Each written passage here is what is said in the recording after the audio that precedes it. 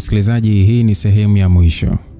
Na kuomba basi kama wewe bado hujasubscribe ufanya hivyo, lakini mwanafamilia naomba kuona like pamoja na comment sehemu hii ya mwisho. Ni yapi maoni yako kwa yote ambayo umesikia kuanzia sehemu ya kwanza mpaka sehemu ya mwisho? Tulipoishia tumeona ya kwamba Zack ameweza kukutana na Mara, na Zack amemwambia Mara ya kwamba ana mengi sana ya kumwambia, mengi sana. Labda angepata nafasi aweze kumwambia.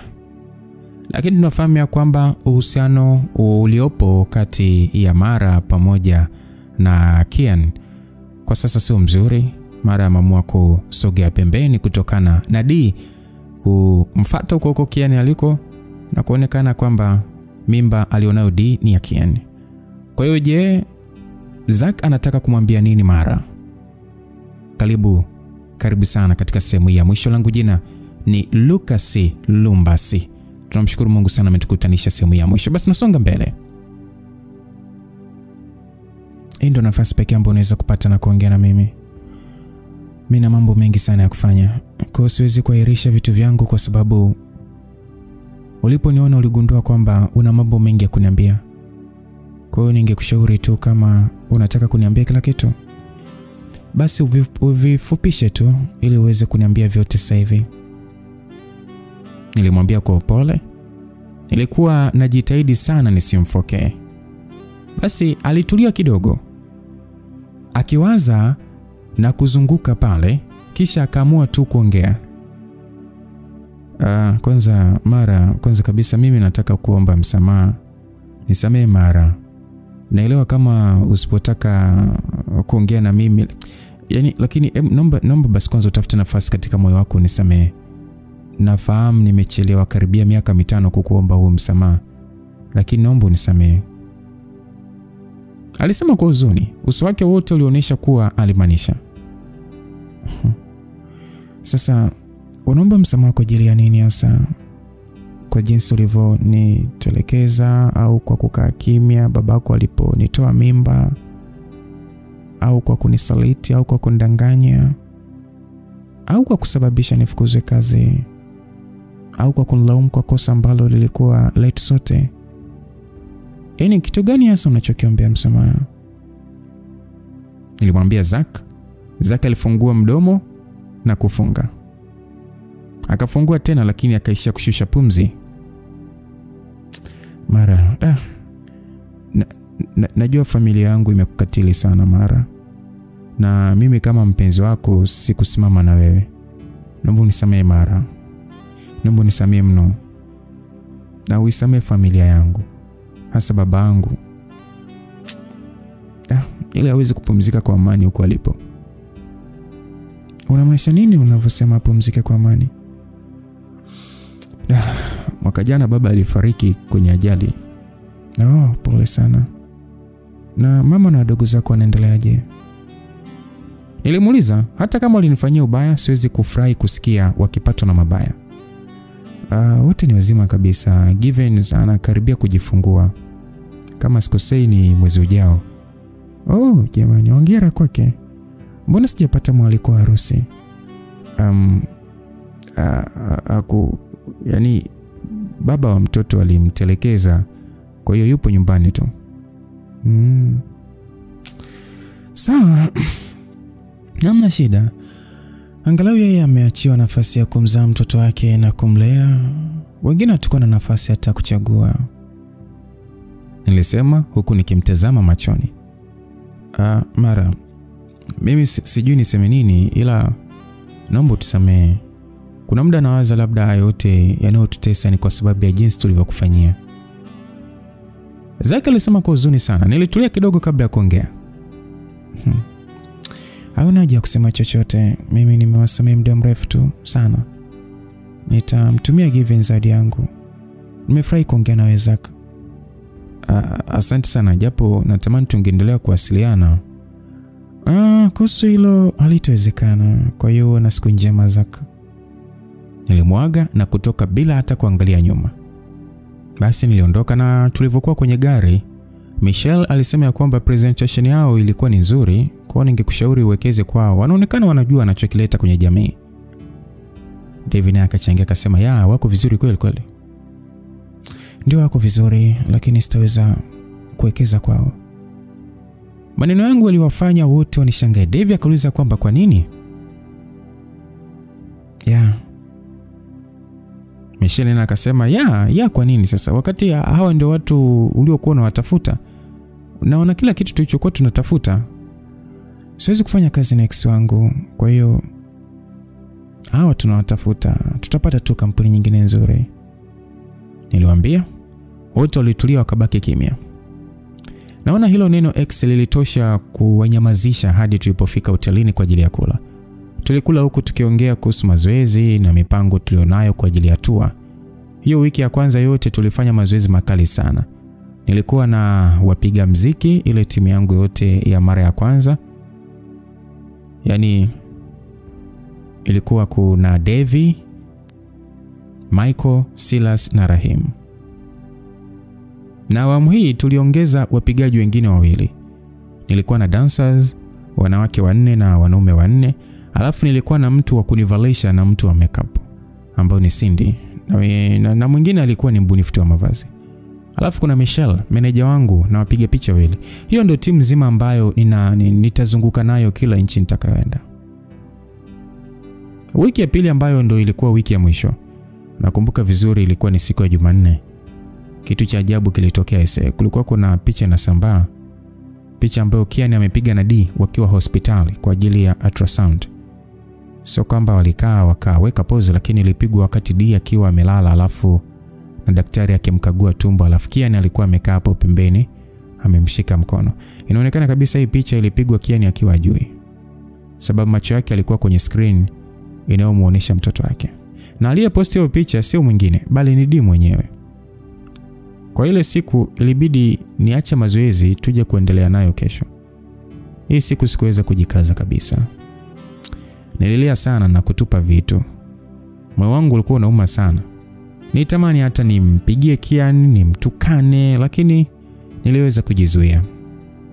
Sijawasiliana naye kabisa tangu niondoke, na mara ya mwisho kusikia sauti yake ni ile siku niliyosikiliza ujumbe wa sauti alionitumia. Nadhani utakuwa unakumbuka msikilizaji. So nimejikaza sana. Na nilikuwa ninaanza kuwa vizuri tu. Nilipanga kumpigia hivi karibuni ili tuongelee kila kitu, lakini hiki kimetosha kunirudisha mwanzo kabisa. Moyo wangu ulianza kupona na umerudi kuchanika. Nilikuwa nimekaa kwenye chumba nikilia kama mtoto, huku nikijilaumu na kulaumu moyo wangu kwa kumpenda huyo mwanaume. Kwani nilikosa mwanaume mwingine wa kumpenda? Na kilichofanya kila kitu kiwe kibaya zaidi ni kuwa dunia nzima inajua. Na kila mtu anasema kila anachokiona kinafaa machoni mwake. Kuna karaha fulani hivi kwa kwenye mahusiano ambayo naamini watu wengi hawajui, hata kama yalikikukuta basi yani hivyo yani. Nadhani unanielewa. Ila kumweka mtu public ni tayari una uhakika naye kabisa yani. So Devi aliingia na kunikabidhi simu. Sijui hata nilichokuwa nawaza, lakini nilipokea tu na kuiweka sikioni. "Hey Foxy." Sauti ya Kian iliyokuwa dhaifu sana ilisikika. "Wewe mbwa, hivi unanitakia nini Kian? Si uniache, Umevuruga moyo wangu. Haujatosheka ukauchana kabisa. Si uniache basi, kama nikufa nife kwa amani. Mimi nimekuacha na mwanamke wako, huyo mama watoto wako. Hivi ni kitu gani tena unachokitaka Kian?" Nilimuuliza huku nikilia. Nimejitahidi kuwa jasiri kujikaza, lakini hapa nimefika mwisho. "Foxy, naomba unisamehe. Tulienda kwa ajili ya kuangalia afya ya mtoto na nilimwambia D sitaki picha wala chochote kwa sababu tumeenda pale kwa ajili ya mtoto. Na sikujua hata kama hiyo picha imepigwa. Hata mimi mwenyewe nimeiona jioni hii watu walivyoanza kuongea. Foxy, nadhani unanijua. Unajua kwa nakupenda sana. Unajua kabisa mimi siwezi kuwa na mwanamke mwingine zaidi yako." Hayo maneno unaoniambia kila wakati, lakini upendo sio maneno Kian, na unajua hilo. Mimi siwezi tena. Siwezi kuendelea hivi Kian. Siwezi. Nilimwambia huku nikifuta machozi na kujitahidi kuongea kwa ujasiri kidogo. Kian aliniuliza, "Unamaanisha nini Fox?" "Namaanisha siwezi kuendelea na wewe. Labda tukupangiwa kwa pamoja. Sijui labda umlee mtoto wako kwanza, lakini kuendelea hivi kila wakati nazidi kuumia. Nashindwa hata kufocus na mambo yangu. So siwezi Kian." "No, usiseme hivyo mpenzi. tunaweza kulivuka hili, naomba niamini. Usilikatie tamaa penzi letu, nakuomba sana. Kian aliongea kwa huzuni sana, huzuni iliyozidi kuvunja moyo wangu. Kian, mimi nilikuwa napanga kukutafuta labda kesho kwa sababu angalau moyo wangu umeweza kutulia. Niliwaza ningekutafuta tukaongelea mambo na kuyaweka sawa. Lakini hata kabla sijafanya hivyo, kitu kingine cha kuvunja moyo wangu zaidi kimetokea. Ni dhahiri kuwa kwa sasa D ndio kipaumbele chako. Na siwezi mimi kukulaumu kwa hilo. Ndio maana bora niwapishe tu. So naomba usinitafute Kian, naomba usinipigie simu saa. Na naomba pia tusimtume ujumbe wako, naomba uache. Yaani usitumata marafiki zangu kunitafuta Kian, nakuomba. Kwa nini lakini mimi sitaki kusikia. Nimwambia hivyo na wakata simu. Nilikaa chini kunekelea. Nijaribu kujikaza lakini macho yangu yalibubujikwa machozi tu. Mapenzi yanauma msikilizaji. Sijata nisemeje. Mapenzi yanauma sana. Yaani bora hata umwe na yaani upate maumivu ya kucha, sio moyo. Moyo unajua kuuma. Siku ile nzima mimi sikuweza kula wala kufanya chochote. Nilikuwa kitandani nikilia tu. Kesho yake angalau niliweza kurudi kwenye mazoezi. Niliamua kuhamisha mawazo yangu yote kwenye mazoezi. Na ile nisaidia sikulia siku ile yote. Na Kian alikuwa ni mwaminifu, hakunitafuta kabisa. Hatimaye Tears of Pain album tour ikaanza. Tulianzia Nairobi, Kenya. Baada ya siku 2 tukaingia Uganda, Kampala. Baada ya siku 2 tulikuwa Rwanda. Hivyo ndani ya wiki moja nilimaliza nchi zote za Afrika Mashariki. Wiki iliyofuatia nilikuwa Nigeria na Ghana. Ambapo huko nilikuwa na yule msanii ambaye tuliweza kuimba pamoja. Niweza kusema mpaka hapa kila kitu ni mafanikio. Kila ukumbi nilioenda niliuza tiketi zote hadi watu wakakosa tiketi. Mimi sikuwahi kufurahi kama, yani mimi sikuwahi kufurahi kwa namna hii, ama sikuwahi kudhani kama mimi ningejaza watu 10,000 kwenye ukumbi au kuweza tu kujaza uwanja wa mpira. Na tena sio bure, ni kwa watu kulipia tiketi. Na bado kuna watu wanaotufuatilia kwenye mitandao. So wiki ya 3 tulipoanza nilienda Dubai, ambapo tulipokelewa kifalme kabisa. Wiki hii Kian atakuwa na mechi moja kisha atakuwa na mapumziko. Najua tumeachana lakini lazima nijitahidi kuangalia mpira anaocheza. Na nikikosa nitaangalia hata ule muhtasari wake basi. Sasa tulipotua Dubai, kila mtu macho yake alikuwa yakimtoka. Nilikuwa na jopo la watu 20, kwa hiyo haikuwa kitu kidogo, lakini tulipokelewa kama wafalme na kupelekwa kwenye hoteli kubwa tu. Mimi sijawahi kuja Dubai lakini nijitahidi kutokushangaa sana jamani, lakini watu wangu hawakuwa na hilo, walishangaa katika kila nafasi walioipata. Tulikuwa na show 2 pale Dubai katika miji miwili mikubwa, na mpaka tunafika pale tiketi zote zilikuwa zimeshauzwa. Yaani kila ukumbi umejaa. Kwa kweli sijui imekuaje nikapendwa hadi huku. Tulikuwa kwenye show yetu ya kwanza pale Dubai. Masaa 2 yalikuwa yamekata tangu nipande jukwani na nilikuwa nimeshaanza kuchoka. Yaani kulikuwa na mpango wa mimi kwenda nyuma ya jukwaa na kubadili nguo. Kwa hiyo ilikuwa tunatakiwa nivumilie kama dakika chache tu. Kwa dakika chache baadaye taa za pale jukwani zilizima, hivyo nilitoka mbio na kwenda nyuma ya jukwaa ambapo nilipigwa maji fulani hivi ambayo yaliupooza mwili haraka sana. Nikaingizwa kwenye chumba ambapo nilivaa haraka huku watu wakiingia na kunisaidia kuweka nguo na nywele vizuri. Dakika 4 baadaye nilitokea jukwani huku sasa nikiwa nimekaa kwenye kiti pamoja na mic. Lilikuwa ni lile jukwaa linalopanda kutokea chini. Mara nyingi nikishachoka kwa kuimba nyimbo za kucheza, huwa ninabadili nguo na kuanza kuimba nyimbo za taratibu. Watu wataona naimba lakini kumbe ni muda wangu wa kupumzika. So nilianza kuimba wimbo wangu wa Walitamani. Huu ni wimbo wangu wa zamani lakini nimeifanya remix kwa ajili ya kuimba hiki kipindi, hivyo una maneno ambayo ni marahisi kwa mtu yote kuimba. Nilisimama kutoka kwenye kile kiti na kusogea mbele huku nikiimba kwa hisia. Nilikuwa nikitabasamu kwa jinsi watu walivyokuwa wanavopokea wimbo na kuitikia ule wimbo. Lakini ghafla nishangaa watu wakianza kushangilia kama wamepagawa hivi. Nigeuka na kidogo mwenyewe nizimie nilipomwona Kian amepiga magoti akiwa ameshika maua. Oya, mziki wote ulikata. Watu wakabaki wakishangilia tu. Nibaki kimya huku nikimtazama. Moyo wangu ulikuwa ukiruka kwa furaha. Hii ndio sababu sikutaka kumuona Kian. Sababu nilijua nikimuona lazima nimsamehe. Basi akasema ya kwamba anajua umeniambia nikae mbali. Lakini nitakaje mbali wakati wewe ndio mwenye moyo wangu? Pumzi yangu yote unayo wewe. Nikiwa mbali na wewe nashindwa hata kupumua vizuri. Nikiwa mbali na wewe hata akili yangu haifanyi kazi vizuri. Na ninaanzaje kukaa mbali na wewe wakati wewe ndio mwezi wangu? Unayeangaza siku zangu za giza na kunipa mwanga. Nyumba yangu imekuwa pweke sana bila wewe. Hadi Ryan amekukumbuka. Aliposema hivyo nijikuta nikicheka. Na ubaya ni kuwa alikuwa anaongea Kiingereza, kwa hiyo kila mtu alikuwa anamuelewa. Watu walikuwa wanashangilia tu. Wewe ndio maisha yangu Foxy. Siwezi kukaa mbali na wewe.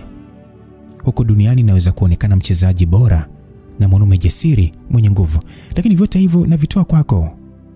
Kila wakati nikikumbuka kuwa wewe ni wangu ninakuwa na ujasiri wa ajabu, sababu najua tukiwa wote hakuna chochote kinachoweza kunishinda. Nimechagua kuongea haya maneno mbele ya dunia nzima, sio chumbani tu. Nataka dunia nzima iwe shahidi kuwa wewe ndio mwanamke pekee machoni mwangu na ninakupenda wewe na nitakuwa wako hadi pumzi yangu ya mwisho. Hakuna wakunitoa kwako. Kian alitulia pale akiwa amepiga magoti na amenishikia maua. Moyo wangu ulikuwa umejaa kifuani kwa furaha. Yaani ulikuwa unaelekea kupasuka kifua. Yaani ni kama ni kifua changu kinaelekea kupasuka kwa sababu ya moyo kudunda au kujaa. So nilimshika mkono wake na kumuinua, kisha nikamkumbatia huku nikilia kwa furaha sana. I love you Kian. Hizo wiki kadhaa bila wewe zilikuwa ni ngumu sana. Nilimwambia huku nikilia begani mwake bila kujali chochote. Kian alikutanisha midomo yetu. Bahati nzuri bado akili zangu zilikuwa zinafanya kazi, hivyo nilimbusu kidogo tu na kumwachia. Malizia hapa alafu tuongee mpenzi wangu na kusubiri hadi mwisho. Kian aliniambia, kisha akabusu paji la uso wangu na kuondoka. Nibaki nimesimama tu pale jukwani huku watu wakishangilia kwa karibia dakika moja nzima. Baada ya kufanikiwa kutuliza moyo wangu, niliendelea na show. Baada ya show kuisha, niliharakisha kwenda nyuma ya jukwaa ambapo nilimrukia Kian kwa furaha kubwa sana. Fox wangu, I miss you. Nimekumiss sana mama. Nimekumiss zaidi buba. Twende hotelini na mimi tuna mengi ya kuongea. Nilimwambia sasa nikielekea kwenye chumba cha kubadili nguo. Nilivua nguo zangu kisha nikavaa nguo nyepesi tu na kutoka kuelekea kwenye gari na Kian. Tulipofika hotelini kulikuwa na maongezi, lakini hayakuwa maongezi ya mdomo, yalikuwa ni maongezi ya mwili. Tuna kesho, kama ni kuongea tutaongea tu, lakini kwa wakati huu kitu pekee ninachotaka ni kuwa karibu na Kian na kulala mikononi mwake, sababu ulikuwa mwezi mmoja wa upweke mkubwa. So kulipokucha tulikuwa na siku moja kupumzika, kisha kesho tunaenda huo mji mwingine, alafu kesho kutwa ndo kutakuwa na tamasha letu la pili kabla ya kuondoka. Tulikuwa tumesha kunywa chai, hivyo tulikaa tu ili kuzungumza. Kwanza tuweke kitu kimoja vizuri mama, mimi na wewe ni wapenzi, hatujaachana. Ulihitaji likizo nikakupa, lakini wewe na mimi bado ni wapenzi, si ndio? Ndio mpenzi wangu. Okay, hapo sawa. Haya, ongea sasa.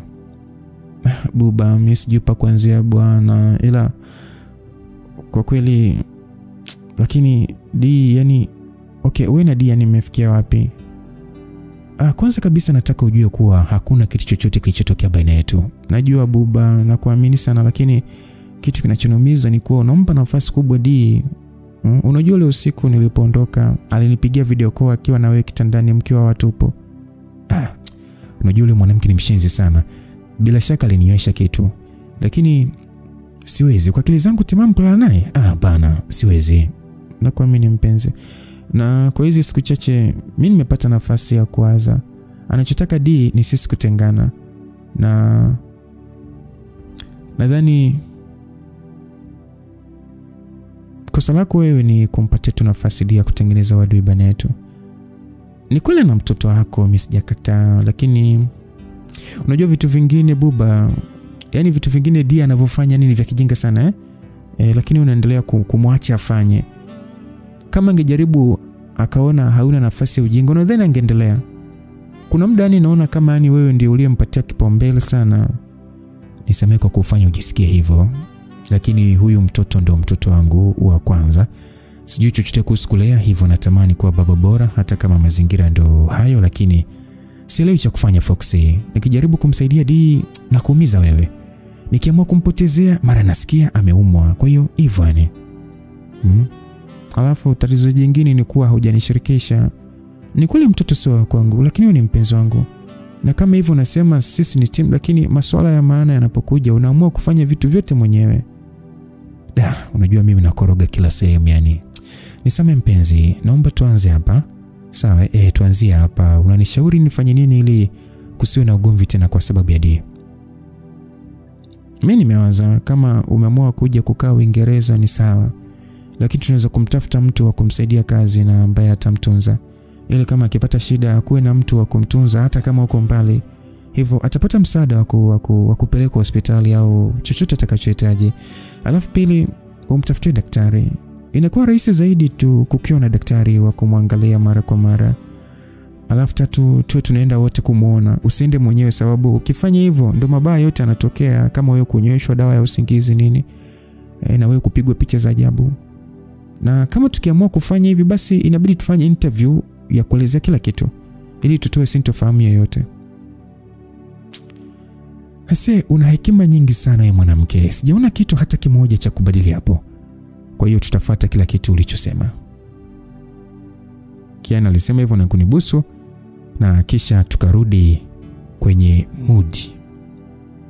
So baada ya kumaliza show zote mbili za Dubai, Kian alirudi Uingereza kwa ajili ya kuendelea na mechi zilizokuwa zinaendelea, kisha mimi nikaendelea na tour yangu. Hadi miezi mitatu inaisha, nilienda kumsalimia Kian angalau mara mbili.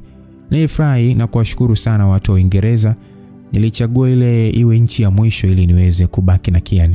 Kesho yake tulikuwa Manchester, ambapo marafiki zangu walichukua hoteli huko. Tukikubaliana wao kuja kutusalimia kwa siku ya kesho. D hajasumbua tena.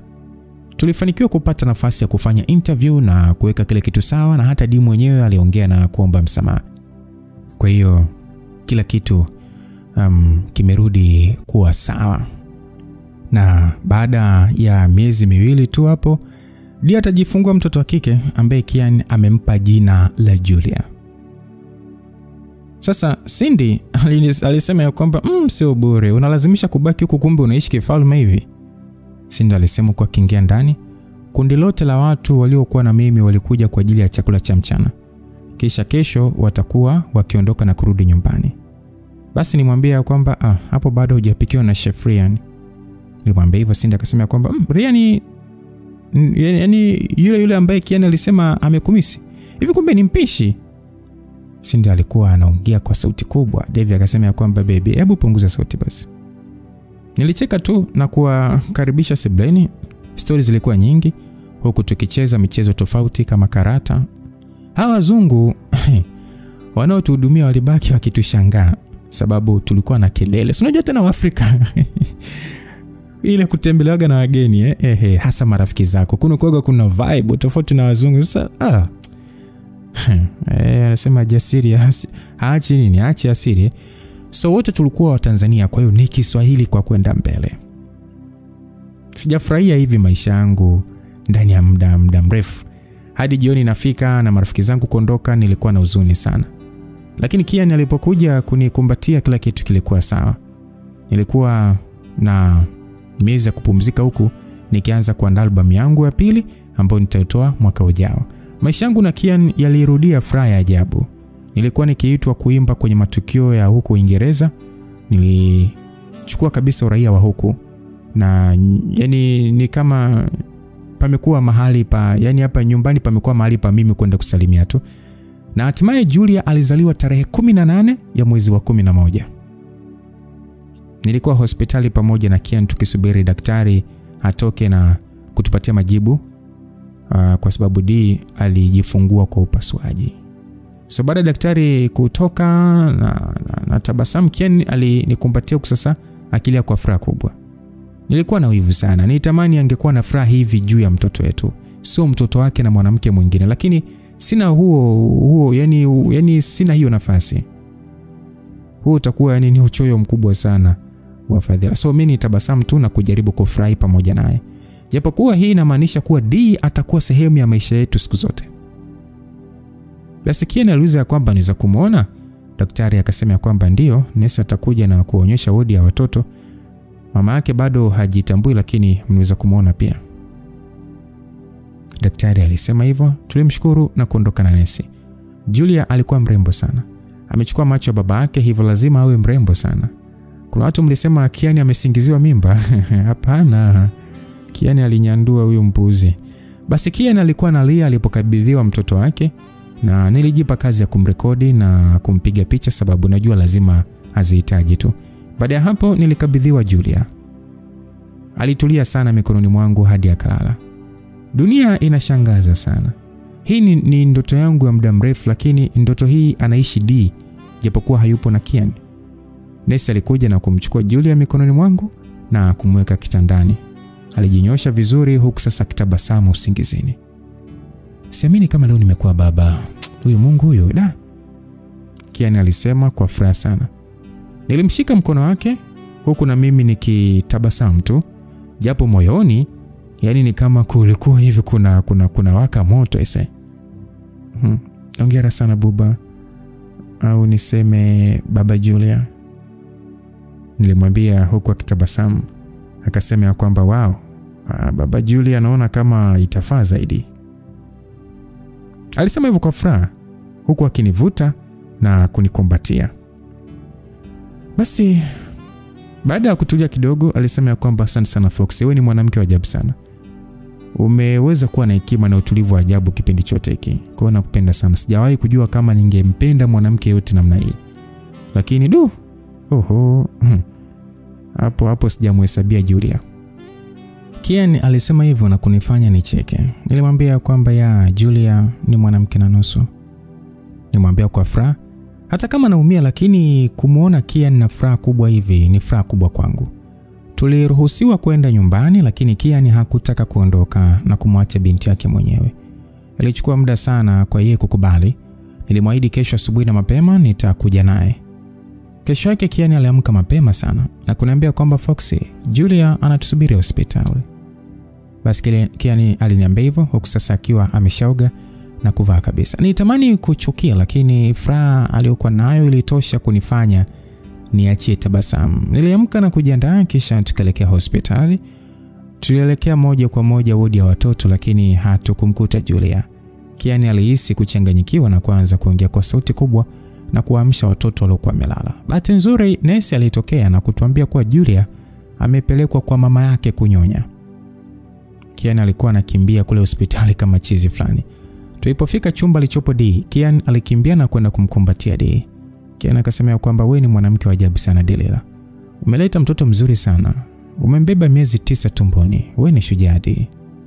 Kian alimwambia hivyo huku akiwa amemkumbatia. D alikuwa ameacha tabasamu tu kubwa. Ni kama Kian alishtuka na kumwachia D. Nilikuwa nikiwatazama huku macho yangu yakijaa machozi nyakati kama hizi, naona ni kama vile nimeingilia familia ya watu. Yani sijui hata nielezee vipi msikilizaji unielewe, yani upweke nilionao sasa hivi yani. Sasa muda huo D aliamka na kulia. Alikuwa kwenye kitanda kilichokuwa pembeni tu. Kian alimchukua na kumbusu kisha akamkabidhi D ili aweze kumnyonyesha. Sasa Kian alikuwa anamtazama D kama vile yeye ndio dunia yake, huku mkono wake ukiwa kichwani kwa Julia aliyekuwa ananyonya. Nilihisi kama vile naweza kuzimia kwa maumivu wa moyo. Hivyo niliamua tu kutoka kwenye kile chumba. Nilishindwa kuvumilia kumuona mpenzi wangu akiwa na familia yake. Nilisimama pale nje huku sasa nikifuta machozi na kujitahidi kutokulia. Ninatakiwa niwe na furaha kwa ajili ya mpenzi wangu, lakini ni ngumu sana kufurahi katika nyakati kama hizi. Kian alitoka bila shaka ni kunitafuta. Akanambia Fox, ulikuwa umeenda wapi? Aliniuliza aliponikuta mlangoni. Uso wake wote ulikuwa na furaha. Yani alikuwa anadunda kama kitenesi. Amna, kuna kitu tu kilinipalia nikaogopa kukohoa huko ndani. Sijui nilipata wapi huo uongo haraka haraka. Akaniuliza kwamba pole bebe, vipi uko vizuri sasa hivi? Ya, niko sawa mpenzi. Basi alitabasamu na kunibusu kisha tukarudi kule chumbani. Muda huu ndo D alijifanya kuniona, akasema Gordon, asante sana kwa kuja. Alisema kwa sasa akinitazama kwa tabasamu, lakini najua ni unafiki tu. Nilimwambia kwamba asante na hongera sana D, Julia ni mrembo sana. Nilimwambia kwa sasa nikijitahidi kutabasamu. Akasema kwamba yes, anachukua kwa mama yake na baba yake hachezi mbali. Kama singetokea mrembo, ningeshangaa sana. Alisema huko akijichekesha tu. Nilitabasamu tu na kusogea pembeni. Kian alikuja kumchukua Julia ambaye alikuwa amemaliza kunyonya na kumweka kifuani huku akielekezwa jinsi ya kumcheulisha. Miezi mitatu ya kwanza ya maisha ya Julia yalikuwa kama hukumu kwangu. Kila siku asubuhi Kian aliondoka alfajiri ili kwenda kwa D kukaa na Julia. Kwa hicho kipindi nilisahaulika. Mara kadhaa Kian alilala huko ili kujifunza kumtunza Julia. Sasa walikubaliana kuwa baada ya miezi mitatu Julia ataanza kuwa anakaa na sisi angalau kulala usiku mmoja. Yaani kidogo kidogo hadi atakapozoea. Mategemeo ni kuwa Julia awe anakaa huku wiki 2 na kwa mama yake wiki 2 ndani ya mwezi mmoja. Kila kitu kilishaongelewa na kuwekwa vizuri. Na dunia nzima inatuunga mkono. Wameanza kutushinikiza na sisi kuwa na mtoto. Kitu cha ajabu sana, pamoja na kuwa ninatamani ningekuwa na mtoto kwa sasa, ila bado sipo tayari kubeba mimba wakati huu. Sipo tayari. Wiki iliyopita mimi na Kian tulitimiza mwaka mmoja tangu tuanze mahusiano yetu. Niliandaa chakula cha jioni na kuremba nyumba huku sasa nikipanga kumfanyia surprise sababu alipoamka asubuhi hata hakuwa akikumbuka hilo. Lakini ilipofika jioni Kian alinipigia na kuniambia kuwa atachelewa kurudi kwa sababu Julia amepata mafua, hivyo wanampeleka hospitali. Lakini hakurudi kabisa usiku ule kwa sababu Julia alilazwa. Kuna wakati natamani hata kumchukia, lakini huyu ni mtoto tu. Hastahili chuki yoyote. Sio kosa lake kulazwa na hakupangwa kuumwa. Lakini maisha yamekuwa hivi muda wote wa Kian, yani anaishi kwenye mpira na Julia. Na hii ndio imekuwa sababu nasubiri kwa hamu Julia aanze kulala huko pia, sababu angalau nitapata nafasi ya kuwa na mpenzi wangu. Nimejitahidi sana kuwa mvumilivu kwa kipindi hiki chote cha miezi mitatu. Nakumbuka hiyo siku Kian alirudi mapema akiwa na huzuni. Alikuwa kama amechanganyikiwa. Nilishangaa kwa sababu tangu Julia azaliwe Kian amekuwa ni mtu wa furaha kubwa kila siku. Nilimfuata na kumkumbatia. Basi nikasema, nini shida buba, Julia anaumwa? Nilimuuliza kwa wasiwasi. Hakunijibu kitu. Alienda tu kukaa kwenye sofa huku machozi yakimshuka. Nilishtuka sana, sio kawaida kwa Kian kwa hivi. Usije kuniambia tu kuna kitu kibaki kimempata Julia, sababu sijui hata kama nitaweza kumfariji Kian vya kutosha. Usielewe yani. Kwa nini haelewi kuwa wewe ndio furaha yangu? Wewe ndio unanipa amani hapa duniani. Kwa nini hataki niwe na furaha? Kian aliongea akiwa amefunga macho huku machozi yakimtoka. Kwa dakika chache nikadhani huenda amelewa, lakini alipofungua macho yake na kunitazama nilijua hajanywa chochote. Nilimuuliza kwamba unamuongelea nani hapa? Nimuuliza kwa sasa nikaa pembeni yake na kuchukua mikono yake na kuibusu. D. Yaani D hataki niwe na wewe. Kwa nini? Yaani hamuonei huruma hata mtoto wake mwenyewe. Kian aliendelea kuongea kwa uchungu. Nilibaki kimya tu. Niliogopa hata kumuuliza kilichotokea sababu anaonekana ameshaumia vya kutosha. D amesema nichague kati ya Julia au wewe. Amesema hata niruhusu kumchukua Julia kuja kwangu kama wewe utakuwepo kwa sababu hakuamini. Kian aliendelea kuongea. Yale maneno yaliniumiza sana, lakini sina nafasi ya kwanza kujieleza wakati yeye mwenyewe ameumia namna hii. Hakuna shida buba. Mimi naweza kupanga mahali pengine ili uweze kumchukua Julia. Mbona hiyo sio shida? Nilimwambia ili kumfariji japo moyo wangu ulizidi kuvunjika. Acha kuongea huo tumbo mara. Siku sio nyingi utakuwa mke wangu. Inabidi Julia akujue pia. Dia apende ama asipende, wewe ni sehemu ya maisha ya Julia. Na kusema kweli mimi nakuamini wewe zaidi ya Julia kuliko hata mama yake mwenyewe. Kian alisema hivyo na kunifanya nitabasamu. Tumegombana sana. Nidhani hili lingeenda vizuri. Kwa nini nataka tuanze kumburuza mtoto mahakamani wakati hajitambui hata kidogo? It's okay buba. Tutavuka ile kama tulivyovuka yao mengine. Wewe ni mama wa Julia na utakuwa. Najua kama kitu kikinitokea mimi au D, cha kunifanya nishindwe kuwepo kwa ajili ya mwanangu, Julia atakuwa kwenye mikono salama. Kian alisema hivyo. Nilimvuta na kumbusu huku nikimwambia kila kitu kitakuwa sawa. Achana na Dee bwana, tutatengeneza mtoto wetu wa kiume. Nilimtania hivyo. Hiyo sentensi ni kama ilinipatia tabasamu kubwa kutoka kwa Kian. Unamtaka sasa hivi? Sababu hadi jina lake tayari ninalo kichwani. Natamani sana kumpa Julia ndugu yake wa kucheza naye. Ina maana umeshampa jina. Jina gani? Yule nilimuita Julia sasa huyu nitamuita Juan. Nikipata mtoto wa kiume lazima nimuite Juan. Kutakuwa kuna Juan pamoja na Julia. Basi usiwe na hofu baba, tutampata Juan wetu. Lakini kwa sasa tusubiri kidogo Julia akue. Nakupenda sana Foxy. Na mimi sitachagua kati yako na mtoto wangu. Wote nyinyi wangu. Nitamburuza Dee mahakamani. Hadi atakosa haki zote za kuwa mama huyo mtoto. Kama hicho ndo anachokitaka, basi atakipata.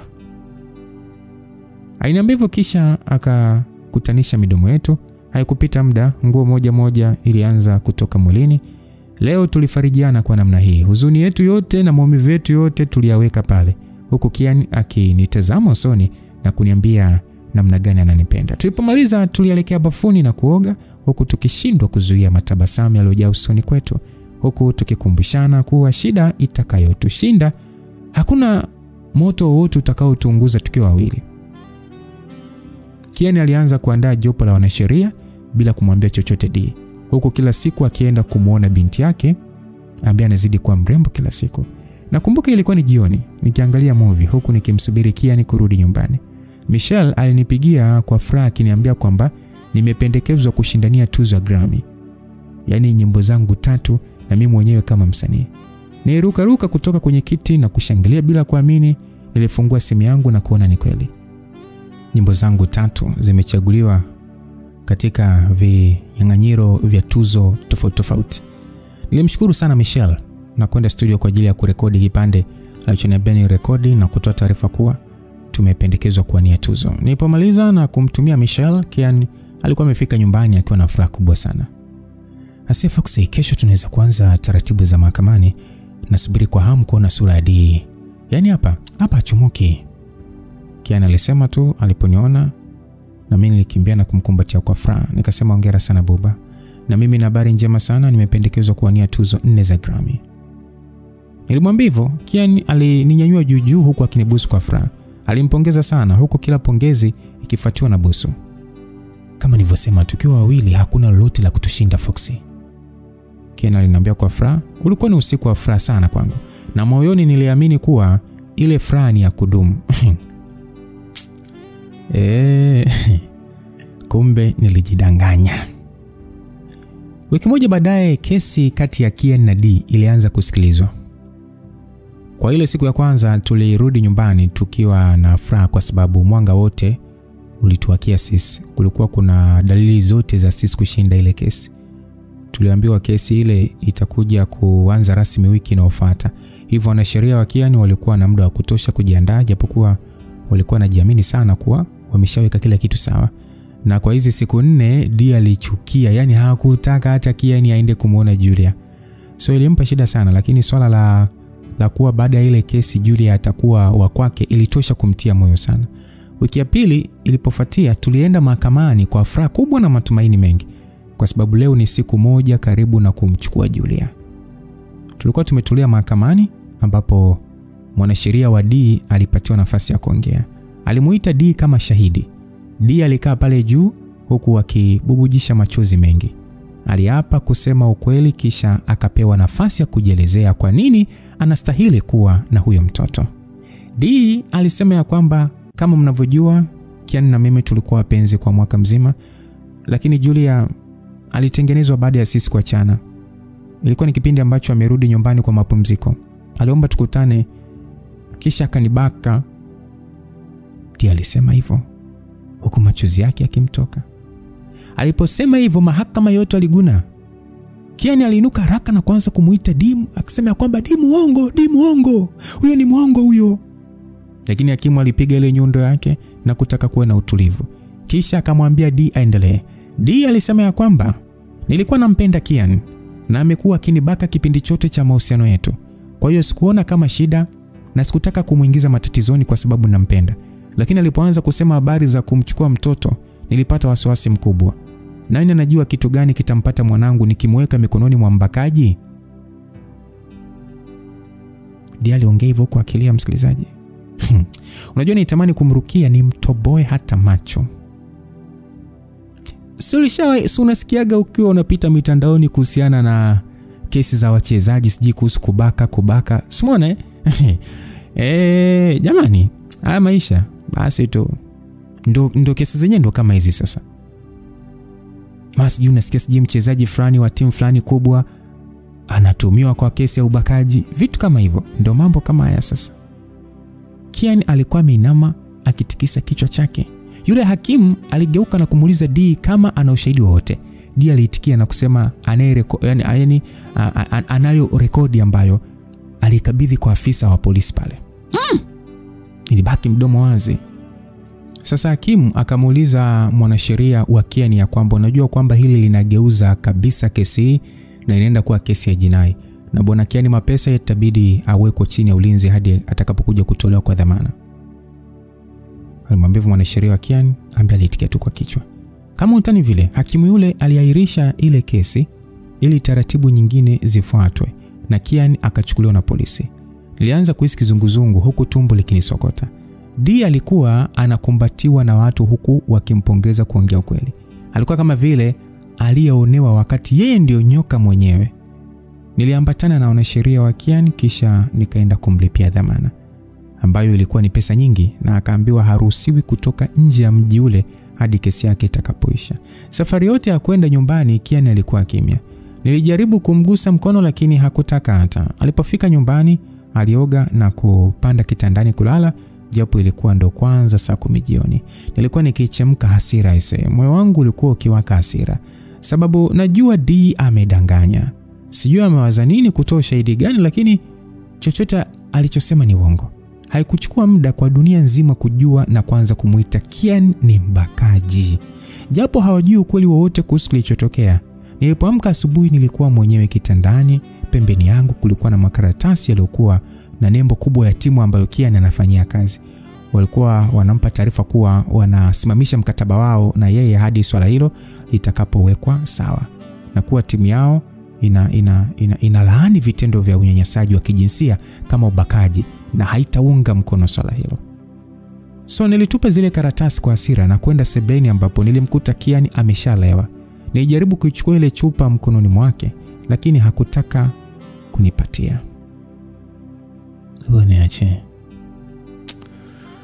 Niache nisahau shida zangu Foxy. Dunia nzima imenigeuka leo. Jana tu walikuwa wananishangilia na kuniita mfalme wao na kusema namna gani wananipenda. Lakini leo mimi ni mbakaji, japo hakuna ushahidi wowote. Leo kila kampuni niliyokuwa balozi wao wamevunja mkataba na mimi. Yaani ghafla tu sina vyanzo vyovyote vya kuniingizia mapato kama mwanzo. Unakosea sana mpenzi. Mimi nipo hapa nasimama na wewe kwa sababu nakujua Kian. Najua huwezi kufanya kitu cha katili kama unavyosema au kama inavyosemekana. Naomba uvumilie mpenzi wangu. Hili tutalivuka kama hayo mengine. Nilimwambia huko nikimkumbatia. Niliumia sana kumuona akiwa katika hali. Kian alibaki kimya, kuongea kitu, na ile siku ndo ikawa mwanzo wa ulevi wa Kian, sababu hakuwa hata na mazoezi ya kwenda wala hakuweza kwenda popote, sababu angetokaje wakati dunia nzima inamuona mbakaji. Wiki moja baada ya hilo sakata kuanza, niliitwa kwenye interview pamoja na Michelle pamoja na marafiki zangu wote kuniambia nisikubali, lakini niliamua kutokuwasikiliza. Nilikubali na kwenda kuonana na mtangazaji huyo. Nilikuwa nimechoshwa na jinsi dunia nzima ilivyomgeuka Kian haraka. Basi kwa hasira kwenye ile interview nilisema kwamba nasimama na mpenzi wangu. Tumekuwa pamoja kwa zaidi ya mwaka lakini hajawahi kunibaka. Yaani iwe jua iwe mvua nasimama naye. Nashangaa jinsi dunia ilivyomgeuka wakati wiki 2 zilizopita alikuwa ndio mchezaji bora na mlisema mnampenda sana. Niliongea kwa hasira. Nilipotoka marafiki zangu walinilaumu na kuniambia ni kama nimefikia nafasi yangu. Nilikuwa na hasira sana, hivyo niliamua kuwakatia simu. Lakini kulipokucha niliwaelewa kile walichokuwa wanamaanisha. Kampuni zote ambazo nilikuwa balozi wao walisimamisha mkataba na mimi. Hata nilitolewa kwenye kinyang'anyiro cha zile tuzo. Yaani kile kitendo cha kusema ninasimama na mpenzi wangu kilifanya dunia nzima inigeuke. Unajua ni kauli moja tu inaweza ikafanya kila kitu kikabadilika. Kama ilivyo kwa msanii mmoja hapa Tanzania mkubwa tu. Aliwashauri vijana fulani kufanya jambo fulani. Baadaye. Kwa hiyo ndio hivyo yani. Kauli moja tu inaweza ikafanya watu wote wakakutazama kwa jicho tofauti. Kuishi na Kian mlevi imekuwa kitu cha kawaida sana. Kila siku alikuwa amelewa. Nikijaribu kumzuia kunywa pombe inakuwa ni ugomvi mkubwa, hivyo niliamua tu kumwacha anywe kama anavyopenda. Nijaribu kwenda kuonana na Dee lakini sikuruhusiwa, hata kuingia nyumbani kwake sikuruhusiwa. Natamani ningerudi nyumbani lakini Kian haruhusiwi kabisa kutoka nje ya ule mji. Yaani siwezi kumwacha mwenyewe. Mwezi mmoja huzuni ulipita, ilikuwa ni Pasaka, ilikuwa ni Pasaka ya mwaka ule na hata mimi mwenyewe sikuwa na furaha kwa sababu watu hawakuwa wakinunua albamu zangu. Yaani sikuitwa kwenye matamasha, sikupata kazi yoyote kipindi chote hicho. Hiyo siku Kian aliamka na tabasamu. Kwanza mimi nilimshangaa sababu unajua nimeshamzoea anakuwa amelewa kuanzia asubuhi, yaani hakuna tabasamu wala kicheko. Akaniambia kwamba Foxy nakupenda sana. Aliniambia na kufanya moyo wangu wote uende mbio. Ni muda hajatamka hayo maneno kwangu. Tulikuwa tunaishi kama wapangaji vile. Nakupenda zaidi buba. Tutavuka ile, hakuna jambo ambalo litatushinda tukiwa wawili. Nilimwambia Kian na Kian alitabasamu. Alikuwa amekonda sababu pombe ndio ilikuwa chakula chake kwa mwezi sasa. Lakini angalau siku ya leo ilinipa mwanga kidogo.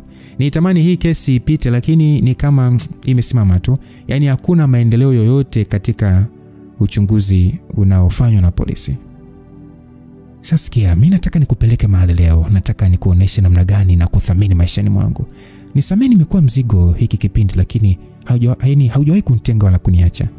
Umesimama na mimi hata dunia nzima iliponigeuka kwa maneno ya uongo. Sijui nimefanya nini kustahili kupata mwanamke kama wewe. Ni kwa sababu nakupenda na moyo wangu wote Kian.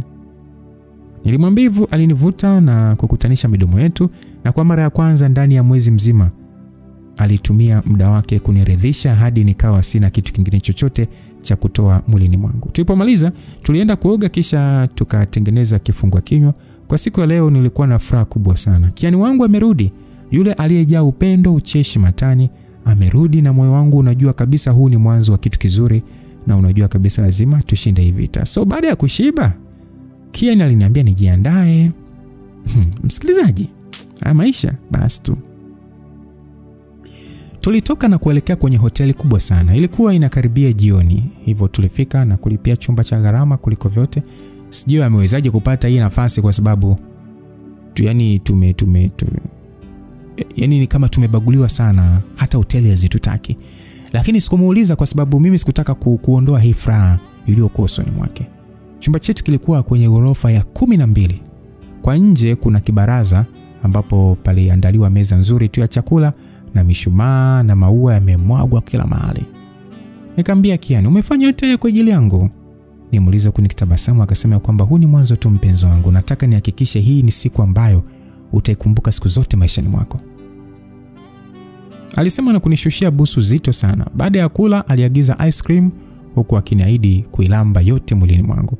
Na alifanya vile, alihakikisha hadi nimefanikiwa kupata usingizi.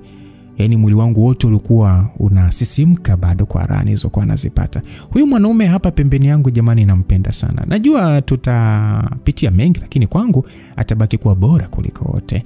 Katikati ya maumivu na uchungu wake bado amenikumbuka na kuamua kufanya yote haya kwa ajili yangu. So nilitulia na kuegemea kifua chake huku nikishusha pumzi. Nakupenda sana Mara Kisbon. Wewe ndio mwanamke wa maisha yangu. Yaani hata kukiwa na maisha mengine nitakutafuta wewe. Nakupenda sana. Alisema na kunibusu, macho yake yote yalionyesha namna gani alijaa upendo kwa ajili yangu. Natamani dunia nzima ingejua jinsi alivyo mwanaume mzuri na mwanaume bora kuliko wote. Labda kama wangemjua kama ninavyomjua basi wangejua hawezi kufanya vitu vyote hivyo wanavyomsingizia. Hatimaye nilipotelea usingizini huku nikiwa na tabasamu kubwa, sababu hatimaye ninaona mwanga katika maisha yangu na Kiani. So asubuhi nilishtuliwa mlango wangu ukigongwa. Sasa nilikurupuka, kaangalia ile pembeni, lakini Kiani hakuepo. Nilivaa nguo ya kujifunika na kwenda kufungua mlango. Nilipoona polisi miguu yangu iliisha nguvu. Mungu wangu, wamekuja kumkamata Kiani hadi hotelini. Nijiuliza huku nikiegemea ukuta. Ni jana tu tumecheka kwa furaha. Wameshindwa kusubiri turudi nyumbani. Basi wakaniuliza kwamba Miss Kisbon, uko salama? Waniuliza sasa wakinitazama juu mpaka chini. Alikuwa ni mwanamke mmoja hivi na mwanaume mmoja. Nikajibu kwamba ndio nipo sawa kabisa. Nimekuja kumchukua Kiani. Yaani nimeshindwa kusubiri tutoke turudi nyumbani. Hivi kwa nini mnachagua kumwaibisha namna hii? Niwauliza kwa hasira. Walishangaa kidogo. Wakaniuliza kwamba Kiani yuko wapi? Nikajibu kwamba sijui, nadhani yuko bafuni. Nilisema sasa nikiacha mlango na kuelekea bafuni, lakini Kiani hakuepo. Nilianza kuita. Yule polisi mwanamke alikuja na kunipeleka kitandani. Kisha akaniambia nikae chini. Akaniambia kwamba kwenye mida ya saa 12 tumepokea simu kuwa kuna mtu amejirusha kutoka ghorofani. Baada ya kufika eneo la tukio pamoja na watoa huduma ya kwanza, tuliweza kumtambua mtu huyo ni mpenzi wako. Na tunasikitika kukuambia kuwa amepoteza maisha asubuhi ya leo. Aya. Baada ya yule polisi kusema hivyo, nijikuta nikipiga ukunga mkubwa sana. Tumbo lilinisokota. Nilianza kusikia kizunguzungu. Nikasema mmempeleka wapi Kiani? Yule polisi wa kike akaniambia kwamba najua unapitia kipindi kigumu. Tunahitaji utulie kisha utueleze kila kitu kilivyokuwa hadi asubuhi ya leo. Inabidi ujikaze ili tuweze kufanya kazi yetu.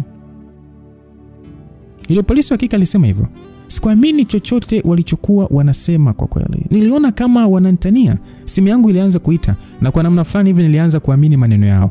Baada ya SMS za pole kuanza kuingia, nilishindwa kuongea. Akili yangu yote ilikuwa kwa Kiani. Kweli Kiani ndo ameamua kunifanyia hivi? Yaani ameamua kuniacha mwenyewe kwenye dunia ya maumivu na mateso wakati yeye ndo alikuwa faraja yangu. Yule polisi wa kike alisema, Miss Kisbon, naomba uniambie hali ilikuwaje kuanzia jana hadi leo asubuhi. Aliuliza hivyo huku polisi wengine wengi wakiingia na kuanza kukagua vitu na kupiga picha. Nilibaki kimya. Nilimsikia na kumuelewa, lakini naanzaje kumjibu? Mdomo wangu ulikuwa mzito. Nilibaki nimeganda kama sanamu. Waliendelea kuniuliza maswali mengi lakini mimi sikuweza kujibu. Yaani ni kama vile ubongo wangu uliacha kufanya kazi. Nilikuwa natokwa na jasho tu. Mtu aliyekuja kunichukua kutoka pale ni Ryan. Sikuamini hilo sababu mimi niko ugenini na sina ndugu wala rafiki. Ndugu yangu pekee alikuwa ni Kiani. Polisi walimkabidhi vitu ambavyo wameshavipitia, lakini walibaki na simu ya Kiani kwa ajili ya uchunguzi. Ryan alibeba begi tulikuja nalo kisha akaniongoza hadi chini. Watu walikuwa wengi pale nje. Polisi walikuwa wametapakaa kila mahali. Niliongozwa hadi kwenye gari la Kiani ambalo ndo tulilitumia kuja nalo. Niliweza kupata funguo kisha tukaondoka. Alinipeleka hadi nyumbani. Hakusema kitu, alinisaidia tu kupeleka mabegi ndani kisha akanipatia kikombe cha chai. Simu yangu ilipoita alipokea ili kuweza kuwasiliana na watu. Sikutegemea kuwa katika wakati wangu wa shida Ryan ndo atakuwa msaada wangu. Ryan alibaki na mimi pale sebeni usiku kucha. Alijilaza kwenye kochi. Kila wakati atashtuka na kunitazama, akiniona ndipo atarudi kulala. Sijui alikuwa na wasiwasi wa nini. Kulipokucha Ryan aliniandalia kifungua kinywa lakini sikukigusa kabisa. Polisi walikuja tena lakini waliishia kuongea na Ryan tu kisha wakaondoka. Ilipofika mchana Ryan aliniandalia chakula lakini bado sikukigusa. Akaniambia kwamba madam, inabidi ujikaze angalau hata ule kidogo. Alisema na kunikabidhi simu ya Kiani ambayo polisi walileta walipokuja muda ule. Ryan akasema kwamba nimeongea na marafiki zako, wamekupa pole na wamesema watakuwa wanakusubiri. Wamesema wameshaanza taratibu za msiba huku wakisubiri kukupokea. Inabidi ujikaze ili uweze kufanya taratibu zote za kusafirisha mwili. Unatakiwa utafute jeneza, ufuatilie kibali na mambo kama hayo. Mimi naweza kukusaidia vyote lakini angalau uchague jeneza alafu mimi nitamalizia taratibu zote. Jikaze hata kidogo. Kiani alikuwa ni mtu mzuri, anastahili kupumzika kwa amani. Ryan aliniambia hivyo. nimwambia Ryan ya kwamba nataka kumuona Kian. Alishtuka, sidhani kama alitegemea ningeongea hivyo. Ryan akasema kwamba una uhakika? Mimi siwezi kukushauri sana kufanya hivyo. Wanasema mwili wake umeharibika sana. Nilimgeukia na kumtazama kwa hasira. Nikasema kwamba nimesema nataka kumuona Kian wangu. Nimwambia kwa machozi yakianza kunitoka. Nilifunga macho kidogo na kufanikiwa kujizuia kulia. Najua Kian yupo. Ameumia tu. Yupo hospitali au amejipanga tu kuni surprise. Basi Ryan akasema okay, nitakupeleka. Alisema hivyo na kuinuka, kisha akapiga simu. Aliporudi, alirudi na kunipatia sweta. Baada ya kulivaa tulitoka na kuelekea hospitali ambapo Kian wangu yupo. Basi daktari alinipokea na kuniongoza hadi kwenye chumba ambacho kulikuwa na mwili mezani. Ulikuwa umefunikwa vizuri na shuka, mikono yangu ilikuwa ikitetemeka. Nilipofunua tu ule uso na kuona sura ya Kian, nilianguka chini. Yaani ni kama vile akili yangu ilifanikiwa kuelewa hatimaye nini kinaendelea. Alikuwa amepauka, wa baridi, lakini uso wake ulikuwa na tabasamu. Nilianza kulia huku tumbo langu likinisokota. Kweli leo Kian ameamua kuniacha? Yaani baada ya yote niliyofanya, baada ya mipango yote tuliyopanga, alafu anaishia kuniacha mwenyewe kwenye hii dunia. Santa ishije. Daktari alikuja na kunisaidia kunitoa kwenye kile chumba. Ryan alinikumbatia kwa muda mrefu sana kwa kilia. Nami nikilia. Ani maumivu haina mpya. Bora hata angenisaliti basi au angenikimbia akaniacha kuliko hivi. Ani maumivu haina mpya. Ninahisi kama vile kuna mtu anauchoma, yani ni kama anauchoma moyo wangu. Tulipofika nyumbani nilikuta magari mawili yakitusubiri. Tuliposhuka niliwaona kina Andres na Robin pamoja na wapenzi wao. Kwa hasira niliuliza kwamba mnataka nini. Andres alisogea na kunipatia maua huku akinipa pole kwa msiba. Niliachukua na kuyatupa chini huku nikiyakanyaga. Nikamwambia kwamba nawauliza tena mnataka nini? Mimi niliongea kwa Kiingereza na kwa sauti. Nikamwambia kwamba mmekuja kuleta unafiki hapa, si ndio? Wakati Kian akiwa hai mlimwogopa kama uko mkidai hamtaki kujihusisha na ubakaji. Kwa nini leo mnakuja kwake? Alikuwa mpweke, anakunywa mwenyewe. Hata upendo wangu pekee haukutosha kumfariji. Alihitaji marafiki zake. Mlikuwa wapi? Naombeni muondoke. Sihitaji unafiki, sawa? Sitaki unafiki. Kama mnataka kumsifia Kian, nendeni mkamwambie hizo sifa zake mochwari. Sababu mimi ninazijua. Na angalau nilimwambia akiwa hai. Baada ya kufoka, niliyatemea mate yale maua na kuelekea ndani. Ryan alibaki pale akiwaambia kitu, bila shaka ni kuwaomba msamaha, lakini mimi sikujali. Sitaki unafiki. Dunia nzima ilimgeuka Kian. Lakini leo amekufa, eti kila kona wanamuongelea. Usi ni unafiki huo. Timu yake wanamuongelea kama mchezaji bora, aliyekuwa na nidhamu, Watu wanalia bila aibu huku akijaza maua kwenye ile hoteli aliyofariki. Hivi kwa nini hawakumuunga mkono akiwa hai? Nilimwambia Ryan ya kwamba nataka nichague jeneza na nifanye mipango ya kuondoka haraka. Sitaki Kian wangu abaki kwenye nchi ambayo walimnyanyapaa. Bora nirudi kwetu. Aliitikia tu kwa kichwa na kuanza kupiga simu kadhaa. Haikuchukua muda. Alinipatia simu yake iliyokuwa na picha za majeneza tofauti tofauti. Nilishia kuchagua jeneza jeupe kama roho yake. Na hata hivyo ilikuwa rangi yake pendwa. Ryan aliitikia tu na kurudi nje kuongea na simu. Nilichukua simu yangu na kuitazama kwa mara ya kwanza. Pale tu juu ya screen, hata kabla sijaifungua niliona kuwa Kian ameposti siku 2 zilizopita. Yaani siku aliyofariki. Nilifungua haraka sana na macho yangu yakaangukia kwenye picha yangu. Ilionekana kabisa ni picha aliyonipiga ile asubuhi nikiwa nimelala. Alafu chini yake kulikuwa kuna maneno mengi. Macho yangu yalianza kububujisha machozi hadi nikawa siwezi kuona chochote. Ilinibidi nitulie na kulia kwanza kabla ya kujaribu kusoma yale maneno. Lakini bado sikuweza. Sababu kila nilipoangalia Macho yangu yalijaa machozi. Mpendwa Foxy, mpenzi wa maisha yangu, furaha ya moyo wangu na tulizo la nafsi yangu. Najua ningeweza kukuandikia karatasi ndogo tu ambayo ungeiona mwenyewe, lakini nimependa kuandika hapa ili dunia nzima ijue hili. Nadhani mpaka wakati unakuja kuona haya maneno, unaweza kuwa unajiuliza maswali mengi na kuloa sana.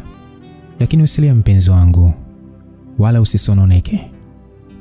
Nimejiuliza sana labda nikuamshe ili nikwambie haya maneno, lakini naona hapa ni sehemu nzuri. Nataka nikushukuru Mara kwa kunipenda katika nyakati ambazo sikuweza kujipenda mwenyewe. Umekuwa mwanamke wa ajabu. Umeweza kusimama na mimi katika nyakati ambazo sikutegemea mtu yoyote angeweza kubaki na mimi. Dunia nzima ilinigeuka nikaitwa mbakaji. Japo ni Mungu peke yake ajuaye kweli na atoaye hukumu, lakini dunia nzima ilinihukumu. Nilipoteza kazi, vyanzo vyote vya mapato, lakini bado ukasimama na mimi. Dunia nzima ikakutenga, lakini bado ukabaki na mimi. Katika hiki kipindi kifupi umenionyesha upendo wa ajabu ambao sijawahi kupata maisha yangu yote. Pamoja na kufurahia hayo yote, lakini nimeona ni wakati wa wewe kuweza kuchanua. Ni mara kadhaa nilikuambia uniache ili uweze kupata kazi na kuendelea na maisha yako, lakini haukukubali. Uliona kama vile huko kutakuwa ni kunisaliti. Kwa kipindi kirefu nimekuwa kama jiwe linalokuchelewesha safarini. Hivyo nimeamua nijitoe mwenyewe ili niweze kukurahisishia. Labda hapa dunia itaweza kuona namna gani ulivyo mwanamke wa pekee. Mimi niliyepata bahati ya kuwa na wewe ninajivunia sana. Naamini Julia atakuwa salama mikononi mwako. Nisamehe hatujapata nafasi ya kumtengeneza Juan, lakini yote hii ni mipango ya Mungu. Chanua mabawa yako sasa Mara. Dunia inakusubiri. Ung'ae kama jua, uwe dhahabu kama jina lako. Nakupenda mpaka pumzi yangu ya mwisho. Utakapofunga macho yako kunikumbuka, natamani ukumbuke nyakati zote nzuri, sababu mimi nitaondoka na hii sura yako nzuri iliyojaa amani na furaha. Tutaonana tena mpenzi. Nakupenda. Wako Buba. Msikilizaji, hayo ndio maneno aliyoandika Kian, ambaye Rian mwenyewe ndio alikuwa ananisomea. Mimi nilikuwa nalia tu. Mpaka sasa kichwa kinauma, macho yamevimba, moyo unaenda mbio na kuuma pia. Lakini nitafanyaje sasa? Nitafanyaje moyo unauma? Lakini kulia ndio njia pekee ya kuweza kuondoa haya maumivu. So kulipokucha nilikuwa nimeshapaki mabegi yangu tayari kwa kuondoka. Taratibu zote zimeshaisha na mwili wa mpenzi wangu utafikishwa uwanja wa ndege tayari kwa kupelekwa nyumbani, ambapo pale uwanja wa ndege tutapokelewa na watu watakaokuwa wanatusubiri. Rian alinishika mkono. Alikuwa na mimi safari nzima. Hadi tulipotua alinishika mkono. Niliposhuka kwenye ndege na kuona msafara uliokuwa unanisubiri, watu walijaza uwanja wa ndege. Mrs. Mapesa alikuwa pale na pembeni yake walikuwa marafiki zangu pamoja na meneja wangu. Wote walikuwa wamevaa nguo nyeupe. Sikuweza tena kuvumilia machozi yangu. Nilikosa hadi nguvu ya kutembea. Nilijitupa kwenye mikono ya Mrs. Mapesa, mama wa Kian, huku nikilia. Nilisema kwamba mama ameniacha. Takuwa mgeni wa nani mimi mama? Takuwa mgeni wa nani? Cindy. Cindy nimeachwa mwenyewe hapa duniani. Nitalia na nani Cindy? Nilikuwa naongea maneno ambayo hata sielewi. Ilibidi Kesi na Cindy wanishike kila upande. Kesi akasema jikaze Mara. Jikaze, yote ni mipango ya Mungu, jikaze. Kesi aliniambia, lakini sikutaka kumsikiliza. Sikuweza kabisa kumsikia. Na sikuweza kabisa kujizuia kulia. Walinisaidia hadi kwenye gari ambapo nilikaa huko nikilia tu. Mwili wa mpenzi wangu uliwekwa kwenye gari lililokuwa mbele yangu. Jeneza lake lilipelekwa tulipitishwa maeneo mbalimbali ambapo watu walijaa barabarani wakilia, wengine wakipunga na wengine wakimwaga maua. Hatimaye tulifika nyumbani ambapo tunategemea mazishi kufanyika kesho. Mwili wa Kian uliachwa mochwari. Hivyo nyumbani tulienda mikono mitupu tu. Nilikuwa nimekaa kwenye mkeka sebuleni huku nikilia. Watu walipotoka, yani walipita tu na kunipa pole lakini katika hali isiyotegemea nilishangaa kumuona Delila akiingia pale ndani. Sijui nilipata wapi nguvu, na ukizingatia sijala karibia siku 2 sasa, lakini niliinuka haraka na kwenye nilienda nikamvuta nywele. Alipogeuka nilidaka shingo yake na kuanza kumnyonga. Watu waliokuwa karibu waliniona na kuja kujaribu kunitoa, lakini walikuwa wanawake tu, hivyo hawakuweza kunitoa pale. Dia alishakuwa mwekundu, mishipa kichwani imemvimba na ametoa macho kama vile kichwani kinataka kupasuka. Alikuwa akikwaruza tu mikono yangu, lakini sikusikia maumivu yoyote. Kitu pekee nilichotaka ni roho yake itoke. Huyu mwanamke ni muuaji, alafu bila aibu anaileta sura yake hapa. Devi aliweza kuja kumtoa Dee kwenye mikono yangu. Dee alianguka chini huko akihangaika kuhoa. Nilisema nitakuua Dee, nitakuua. Kama ulizoea kumuonea Kian, hadi ukapeleka kujiua. Huyo sio mimi. Yaani ukileta utani na kujaribu kumvunjia heshima kwenye msiba wake, nitakuua kwa mikono yangu na kukuzika mwenyewe. Sitaki kuona kwenye msiba. Nyoka mwenye miguu wewe. Nilisema kwa hasira na kumpiga teke ambalo sikujali hata liliangukia wapi. Kisha nikarudi kwenda kukaa. Watu walimsaidia Dee kutoka pale, na wengine walibaki wakinishangaa tu. Basi bwana. Siku zigandi, leo hatimaye mwili wa mpenzi wangu umepumzishwa pembeni ya baba yake. Kila kitu kilienda sawa. Watu wa serikali, wananchi, wawakilishi kutoka kwenye timu na kampuni alizokuwa balozi walikuja. Nilishangazwa sana na jinsi watu walivyokuwa wanafiki. Lakini niliweza kutulia hadi mazishi yote yakaisha. Baada ya siku 2, alikuja mwanasheria kwa ajili ya kusoma mambo ya mirathi. Hakukuwa na maelezo mengi. Kian aliniachia kila kitu na kuniagiza nimtunze mtoto wake Julia, ambacho ni kitu nimedhamiria kutoka moyoni. Yeye ndio sehemu pekee ya Kian iliyobaki hapa duniani. Watu walinitumia zawadi, salamu za pole na maneno mengi ya kuonesha kuwa Kian alikuwa mtu mzuri. Sikuweza kuivuka ile huzuni. Kila siku nizidi kuumia. Sikuwa hata mtu wa kutoka nje. Sikuona hata umuhimu wa kuishi. Marafiki zangu walijaribu kunitia moyo, lakini hawaelewi tu. Wote wawili ni wajawazito. Wanategemea mtoto na wanaume wanaowapenda. Lakini ni mimi tu niliyebakia mpweke. Nilipopata mtu wa kunifaa, aliondoka na kuniacha mwenyewe. Siku iligeuka wiki kageuka mwezi, na mwezi ukageuka miezi miwili. Niliamka hiyo asubuhi nikiwa sina nguvu kabisa. Kesi alipokuja aliniambia labda ni kwa sababu sijala. Hivyo aliniandalia kifungua kinywa. Kesi akaniambia kwamba mara inabidi uanze kutoka ndani urudi kwenye kazi. Kuna biashara nyingi sana za Kian unatakiwa uzisimamie. Jaribu kuinuka tena na utafute furaha yako. Kesi aliniambia hivyo. Huu umekuwa wimbo wa marafiki zangu wote kwa sasa. Nimwambia kwamba kuna faida gani Kesi? Napambana kwa ajili ya nani? Nimuuliza kwa hasira kidogo. Kesi akasema kwamba yupo Julia. Alafu uache kuvaa mashati ya Kian. Ni muda gani hilo shati hujalifua jamani? Kesi, siwezi kulifua. Lina harufu yake. Angalau inanisaidia kupata usingizi usiku. Nilimwambia huku nikijitahidi kutokulia. Niliinuka kupeleka vyombo jikoni, lakini nilipata kizunguzungu na kuanguka. Nilipofungua macho yangu nilikuwa hospitali. Nesi alipoona nimeamka alinitazama kwa tabasamu na kuniambia anaenda kumuita daktari. Daktari alifika na kuniuliza maswali ya kijinga tu, kisha akanifanya vipimo. Aliniambia kwamba kuanzia lini umeanza kuona dalili. Aliniuliza huku akiweka kipimo chake shingoni. Nikauliza dalili gani? Nimuuliza sababu mimi sikuelewa na maanisha nini. Akauliza tena, kwa hiyo haujui chochote? Nikamwambia sijui. Yaani sijui kwanza nini. Hapo nimuuliza kwa hasira sana.